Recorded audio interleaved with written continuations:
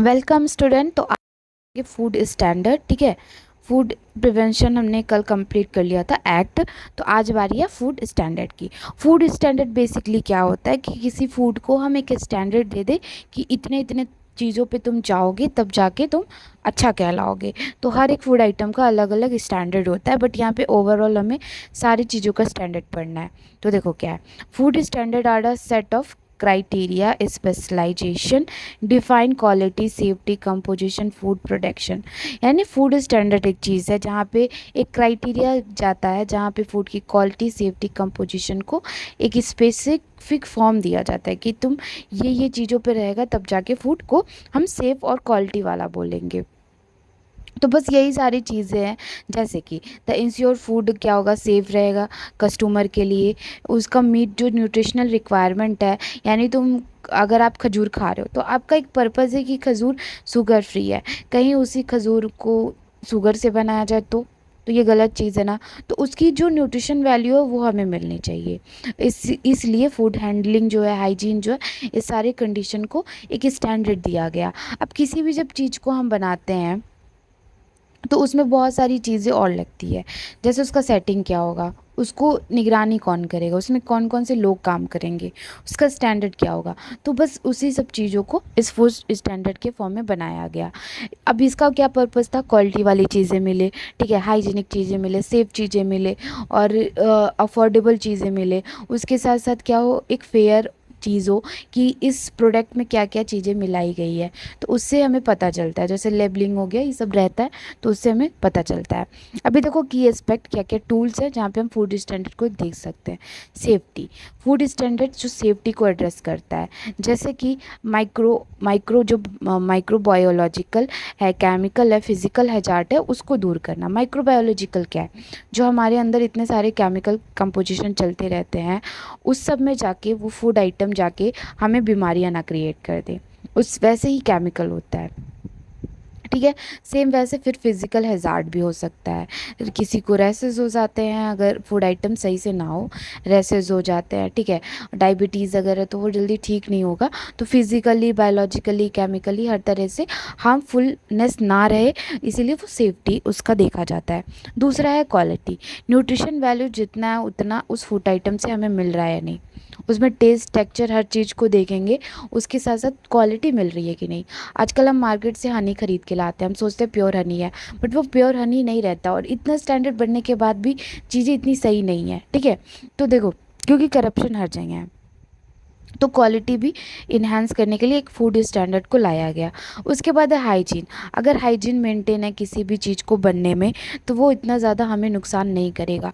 Process food होता है, process food मतलब एकदम उसको रिफाइन कर देना, उसको एकदम क्लीन कर देना, उस क्लीन के चक्कर में उसका न्यूट्रिएंट भी चला जाता है। तो उसके साथ उसका हाइजीन भी मेंटेन करना, वहाँ पे जो वर्कर काम कर रहे हैं उनको ज़्यादा दिक्कत तो नहीं है, वो ग्लव्स पहन के, मास्क लगा के वो सब काम कर रहे हैं कि नहीं, इस सब के लिए फूड स्टैंडर्ड लाया गया।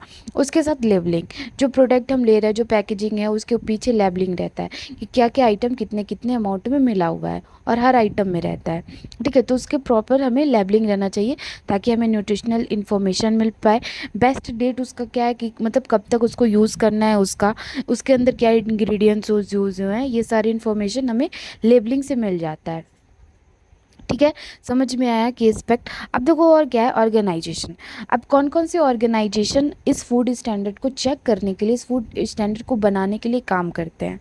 जैसे डब्ल्यू एच ओ के हाथ में हेल्थ का जो A to Z है, वो सब कुछ है, WHO जो बोलेगा वही होगा।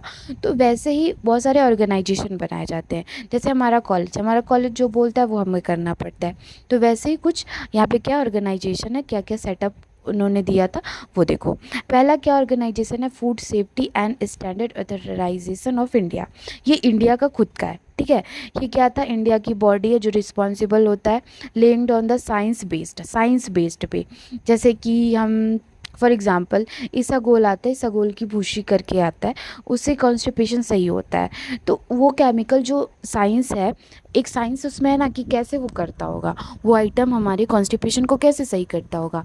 तो उस बेस पे उसको पढ़ के, उस बेस पे उस आइटम को, उस प्रोडक्ट को चेक करके तब जाके पब्लिक को क्या किया जाता है, डिस्ट्रीब्यूट किया जाता है, तब जाके उसका मैन्युफैक्चर होता है, डिस्ट्रीब्यूशन होता है, स्टोरेज होता है, उसका सेल और इम्पोर्ट होता है। इम्पोर्ट मतलब जो बाहर देशों में भी भेजते हैं, बाहर देशों में भी नहीं, जैसे यूपी में कोई चीज़ बन रहा है तो हम उससे गुजरात में बोल रहे हैं, भेज रहे हैं, तो वो भी एक तरह का इम्पोर्ट होता है, ठीक है। तब जाके ये सारी चीज़ें होती है। बहुत सारे ऐसे आइटम है, मतलब अनगिनत आइटम है, हनी बन रहा है कहीं पे, कहीं पे कुछ और चीज़ें बन रही है, तो उस सब का ऐसे ही ये जो है ऑर्गेनाइजेशन वो चेक करता है। ये इंडिया का खुद का है। नेक्स्ट है कोडेक्स एलिमेंटेरियस कमीशन। ये क्या, एक इंटरनेशनल ऑर्गेनाइजेशन है, यानी कि ये पूरा वर्ल्ड वाइड काम करता है। ये इंडिया को भी चेक करेगा, अमेरिका को भी चेक करेगा, नेपाल को भी चेक करेगा, भूटान को भी चेक करेगा। ये इंटरनेशनल है, ठीक है। ये क्या करता है, गाइडलाइन देता है कि किसी भी आइटम में क्या क्या चीज़ें होनी चाहिए, कितने कितने कस्टमर को क्या क्या प्रोवाइड किया जाता है। जैसे बहुत सारे आइटम में ऐसे भी लिखा जाता है कि बच्चों से इसको दूर रखिए। बहुत सारा आइटम ऐसा रहता है कि बच्चों के लिए ही होता है, तो वो एक स्टैंडर्ड जो दिया जाता है वो इसके लिए ही दिया जाता है। जैसे नमक आया, तो आयोडीन नमक का क्यों सोर्स चला, क्योंकि आयोडीन कम होने लगा, तो उस बेस पे फिर आयोडीन युक्त नमक दिया गया, क्योंकि नमक हर घर में यूज़ होता है, तो नमक के थ्रू हम आयोडीन बेसिक रूप से, मतलब एक ग्राउंड लेवल के रूप से लोगों को तक पहुंचा सकते हैं। तो ये ऐसे सारे स्टैंडर्ड दिए जाते हैं। इसके साथ साथ WHO उसके साथ मिलता है, उसके बाद फूड एसोसिएटेड ऑर्गेनाइजेशन भी इसके साथ काम करता है। उसके बाद है ISO, International Organization of Standardization. देखो ये भी एक इंटरनेशनल स्टैंडर्ड है। यहाँ पे क्या है, 22,000 ISO के जो स्टैंडर्ड है, यहाँ पे स्टैंडर्ड दिया जाता है। ये जो एसोसिएशन है वो स्टैंडर्ड देता है, तो 22,000 सर्टिफाइड, यानी कि मतलब प्रूफ के साथ उन्होंने स्टैंडर्ड दिया है हर एक आइटम के लिए, ठीक है, उसकी सेफ्टी को मैनेज करने के लिए, फूड की सेफ्टी को मैनेज करने के लिए। नेक्स्ट है फूड एंड ड्रग एडमिनिस्ट्रेशन। ये एक USA का है, ये इंडिया का नहीं है, ये इंटरनेशनल नहीं है, ये USA का है, तो USA में काम करता है। यहाँ पे क्या होता है, इस्टेब्लिश स्टैंडर्ड, यहाँ पे भी स्टैंडर्ड को ही स्टेबलाइज किया जाता है, पूरा का पूरा में स्टैंडर्ड ही पढ़ रहा है, ठीक है। आइडेंटिफाई, उसके साथ साथ कौन भी और काम करता है, SOIS भी काम करता है, specially food define there consumption and the criterias, characteristics. तो ये सारा काम USA का है। एक हमने इंडिया का पढ़ा, 2 इंटरनेशनल पढ़ा और USA का पढ़ा। इसमें से आप चारों याद कर लो, अगर एग्जाम में आया तो ये लिख देना।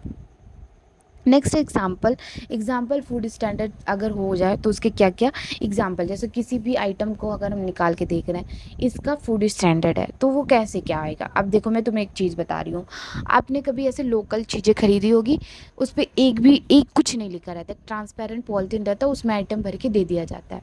बेसिक जो नमकीन वगैरह हम लेते हैं, अगर हम आस पड़ोस से लें, उसका स्टैंडर्ड कोई डिफाइन नहीं रहता, वो कैसे भी बना देते हैं, ठीक है, जो हम लोकली लेते हैं। लेकिन जो बड़ी बड़ी कंपनियां, जो बड़ी बड़ी फैक्ट्री है, उनका प्रॉपर पैकेजिंग होता है, लेबलिंग होता है, ठीक है। उसके साथ साथ उनका जो रॉ मटेरियल है वो कहाँ से लिया जा रहा है, अगर उसके ऊपर स्कैनर भी दिया रहा है तो उस पर चेक करने जाए तो प्रॉपर हर चीज़ रहता है। तो ये होता है एग्जाम्पल कि मतलब कि जो आप लोकल चीज़ें खरीद रहे हो उसका कोई स्टैंडर्ड नहीं है, अगर उससे कुछ आपको हो भी गया तो उससे गवर्नमेंट का कोई लेना देना नहीं है, उससे किसी कंपनी का लेना देना नहीं है, आप जहाँ से लेके आ रहे हो उसका कोई लेना देना नहीं है, वो आप अपने रिस्पॉन्सिबिलिटी पे उस चीज़ को कंज्यूम करो, यूज़ करो।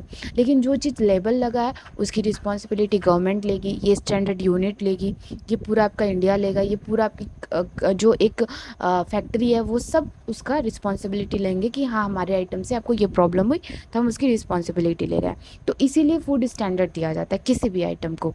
ये हमारे लिए भी अच्छा है कि अगर हमें इस चीज़ से कोई दिक्कत हो रही है तो हम इससे कंप्लेन कर सकते हैं। अगर किसी आइटम को फूड स्टैंडर्ड मिल जाए तो उसका रॉ मटेरियल, जैसे लेस का चिप्स आता है तो उसकी जो आलू है वो आप पढ़ो, कई कई न्यूज़ में आता है कि उसका आलू अलग अलग जो ब्रीड है, ब्रीड चेंज करके उसका आलू को बोया जाता है। तो आलू जो बोया जा रहा है उसमें क्या होता है, उसका स्टैंडर्ड अगर इन लोगों ने चेक किया ही होगा, ये जो एसोसिएशन है उन्होंने चेक किया ही होगा, तो ये क्या है, उनके रॉ मटेरियल को भी चेक करना। उसके बाद है उसका पैकेजिंग, जो प्रोसेसिंग है, जैसे चिप्स बन रहा है, चिप्स बनने में आ रहा है उसका कैसे कट रहा है, उसका हाइजीन मेंटेन है कि नहीं, ठीक है, वहाँ पे जो वर्कर काम कर रहे हैं सही सही है कि नहीं, उस फैक्ट्री के एरिया में कैसा हाइजीन है, वहाँ पे कैसा वाटर यूज़ हो रहा है। तो हर चीज़ को वहाँ पे जो प्रोसेस हो रहा है, जो एक एक स्टेप यूज़ हो रही है बनने तक, मतलब हमारे तक आने में पूरे रॉ मटेरियल से, उसका पूरा स्टैंडर्ड एक बनाना। उसके साथ है पैकेजिंग एंड लेबलिंग, जो पैकेजिंग है वो कैसा है, देखो कई कई होता है नॉर्मल प्लास्टिक रहता है, कोई कोई बॉटल में, कोई कोई कांच के बॉटल में, तो ये क्या होता है आइटम के अकॉर्डिंग उसमें पैकेजिंग भी रहता है, उसके साथ लेबलिंग, जो अंदर आइटम दे रखा है उसके साथ उसका लेबल भी करना ज़रूरी होता है। अगर किसी आइटम को फूड स्टैंडर्ड मिल रखा है तो वो ऐसे ही होगा। नेक्स्ट है benefits of the food standard. इसके बेनिफिट्स क्या होंगे, क्यों ज़रूरी है? पहली बात, कंज्यूमर प्रोटेक्शन। हम जो खा रहे हैं, हम जो पी रहे हैं, उससे हमें प्रोटेक्शन रहेगा। हमें पता होगा ये चीज़ में ये आइटम है, तब हम अपने रिस्क पे उसको यूज़ करेंगे। नेक्स्ट है पब्लिक हेल्थ। नेक्स्ट है पब्लिक हेल्थ। पब्लिक हेल्थ मतलब ओवरऑल पब्लिक हेल्थ रहेगा, क्योंकि नॉर्मली चीज़ हम ऐसे ही खरीदते हैं। बहुत कम होता है कि जो बिना लेबल, बिना पैकेजिंग के आइटम यूज़ होता है। अभी घर में अपने खुद ही निकल जाओ, हर एक डिब्बे, हर एक बॉक्स पे, हर एक पैकेट पे पूरा लेबलिंग रहेगा, फैक्ट्री का नाम रहेगा, हर चीज़ रहेगा। बहुत कम ऐसे आइटम मिलेंगे जहाँ पे लेबल नहीं रहेगा। ठीक है, तो ये क्या होता है, ये क्या होता है, पब्लिक हेल्थ के लिए भी होता है। उसके बाद है फैसिलिटेड ट्रेन। फैसिलिटेड ट्रेन को भी करता है। फॉर एग्जांपल जैसे आयोडीन का जो ट्रेन चला, तो ये क्यों चला? एक आया हमारे पूरे की पूरी एक इंडिया में स्टडी किया गया कि इंडिया में आयोडीन की कमी हो रही है, तो वहाँ पे नमक के साथ ही लोगों ने मिला दिया। पूरी फैक्ट्री को बोल दिया गया कि अपने ने नमक में आप आयोडीन दो। वहाँ पे फिर चेक हुआ कि हाँ आयोडीन है या नहीं, फिर जाके कस्टमर तक गया और फिर धीरे धीरे सब कुछ बैलेंस हो गया। तो इससे क्या होता है, ट्रेंड, मतलब अगर कुछ बदलाव करना है तो उस बदलाव को कम कर सकते हैं। जैसे किसी आइटम में वो चीज़ पड़ रहा है, वो चीज़ यूज़ हो रहा है, तो स्टैंडर्ड में क्या आया, स्टडी से पता चला कि ये कस्टमर के लिए अच्छा नहीं है, तो उसको बंद कर देना बहुत ईजी रहेगा। तो ऐसे ट्रेंड को भी फॉलो तो करते रहना है। तो ये रहा फूड स्टैंडर्ड। होप आपको समझ में आया होगा। बहुत ज़्यादा से तोप चीज़ था नहीं, बहुत नॉर्मल चीज़ था, बट अगर एक बार आप समझ लोगे, एक बार पढ़ लोगे तो और भी अच्छा हो जाएगा। वो होता नहीं अच्छे को और अच्छा करना, तो वो और अच्छा हो जाएगा। तो ये फूड स्टैंडर्ड हमारा कंप्लीट होता है, यानी कि उसी के साथ हमारा आज 10th यूनिट भी कंप्लीट होता है। कल हम स्टार्ट करेंगे अपना 11th यूनिट, और कल ही ये आपका कंप्लीट हो जाएगा, क्योंकि 2 ही टॉपिक है। एक टॉपिक तो बड़ा है, बस वो भी पढ़ लेंगे, बट उसके साथ साथ ये यूनिट भी आपका कंप्लीट हो जाएगा कल। Thank you so much for watching this video. कल के लेक्चर में ज़रूर आना। Bye bye, good night, take care.